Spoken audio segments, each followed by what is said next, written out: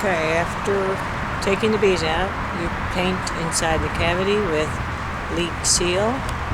You fill the cavity with fiberglass insulation, like that type of insulation. Bees are all here on their honeycomb.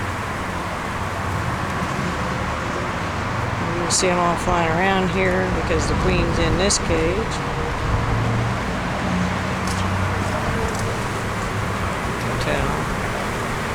They're all twirling on here, getting on the outside of it. She's inside this cage. And these bees here are telling those ones inside that other cage, don't worry, Mom's here, everything's fine. And since this was a small job, I went ahead and started the painting, and I'm going to fill it with insulation because I'm going to have enough time to do it. It's a very nice lady. I've already painted inside here. That's why it's all black. You can see not a single bee hanging around here.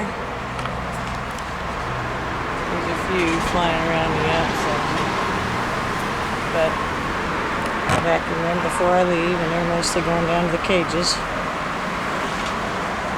And this will be filled, stuffed like a teddy bear with fiberglass when I'm done, and I'll put these pieces of styrofoam back on and use silicone caulk.